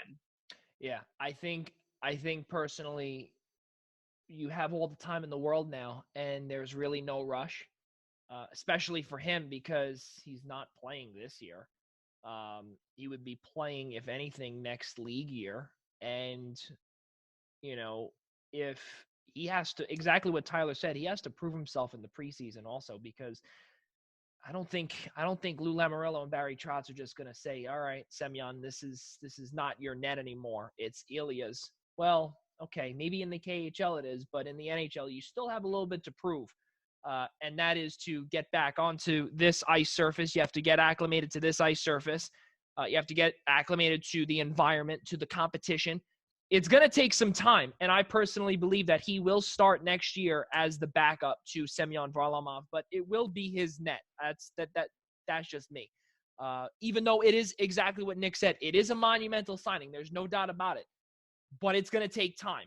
Tyler, your thoughts? I choose not to believe that there's a whole bunch of formality going into this. I think, obviously, this is something that they've looked into for a while. knowing that I think we've known for over 2-3 months now that he had declined his option to sign an extension in the KHL to come here. So, I mean, realistically speaking, if for 3 months we've known that he isn't signing an extension, and then now Lou Lamoriello is just looking into the fact of his contract formalities, what he has to do, that's just kind of silly to think about. I would have to think Lou Lamoriello knows what he's doing a little bit more than that to do this at the last second. Not saying that there's things that they're tweaking out, figuring out, I guess, the finances they have to give him for term.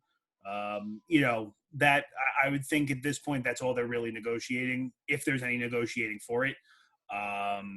But again, like we were saying, there is no rush to sign him here, because if hockey starts back up in June or July, it's not like he can be on this season's roster anyway. He'd have to sit out for the rest of this year. But it also raises kind of a question of, if they sign him to his contract but he can't play the season, is he allowed to be practicing with the team? Is he allowed to get that one up and acclimate to the new surfaces?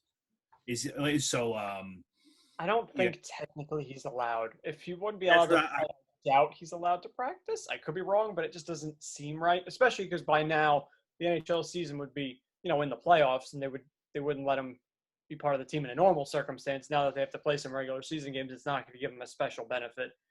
Right. But the only I think he would be allowed to do would have to be an informal skate where maybe 2 or 3 guys just come take shots. Not sanctioned by the team or anything like that would work. Yeah, just give him a chance to get those angles. Basically like beer league open hockey. Just Yeah. But I don't know. But like I said, I just don't think there's any rush to get him signed. I would like to think they also probably want him to be here for it. It's a big deal for the franchise. Like, this is the guy people have been waiting for how long now? 4, 5, 6, 7, 6 8, years. 6 years. 6 years. Yeah, it's been long enough. Not long enough? Yeah, 2014. I remember when he got drafted in Philadelphia. It was crazy. It was wild stuff down in Philly. And 6 years later, he's finally coming here. It's crazy stuff. Time flies when you're having fun, eh, boys? Yeah, I mean, it's definitely, like I said, it's definitely a long time coming. It's big for the franchise, but it's even bigger for the fans. Us 3 included have been calling for this kid to get here for, I don't know, maybe 15, 20 minutes after he was drafted. Yeah. But I do understand why he was holding out. I don't blame him for why he was holding out on coming here. I think we can all agree on that one. But it's just generally a big deal, and I am sure the franchise wants to try and make this as special and I don't want to say memorable, but give it the importance it's deserved for God knows how long. And I appreciate the agreement. Yeah, I can hear in the tone. Yeah, that's not the give me food meow. She's probably starving. Well, that's unbelievable. But that is actually a perfect time to conclude the show. Ladies and gentlemen, we cannot thank everyone enough for tuning in here to episode number 24 of the Primetime Rundown right here on the Eastern Observer and the Blackjack Media Networks. We cannot thank our 2 guests, JD, John Denaro from the Golden Stick Wiffle Ball League, for tuning in. Also, Al Carl as well. They'll be starting, both him and Tyler Adelle will be starting their new Essential Wrestling podcast beginning Tuesday night at 6 p.m. right here on the Eastern Observer and the Blackjack Media Networks. That is presented by Pro Wrestling. ProWrestlingPick'em.com. ProWrestlingPick'em.com. I always get the last P wrong.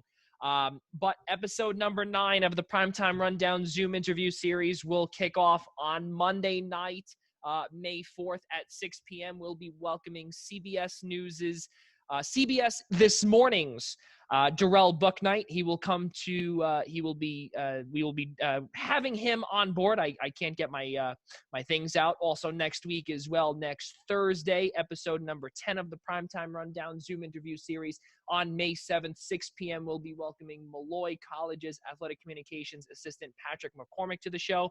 Also next Friday night, our regular programming will be back 6 to 8 p.m. bearing any issues. May 8th. The Primetime Rundown episode number 25 will feature Golden Stick Wiffle Ball's Rob Longaru. I believe that's how you pronounce his name. Longaru. There we go. It was much easier than I made it out to be. So 6 to 8 p.m., the Primetime Rundown episode number 25 right here on the Eastern Observer. Ladies and gentlemen, for Nick Partain, Tyler Adelle, I'm Joey Jarzynka. We'll see you next time.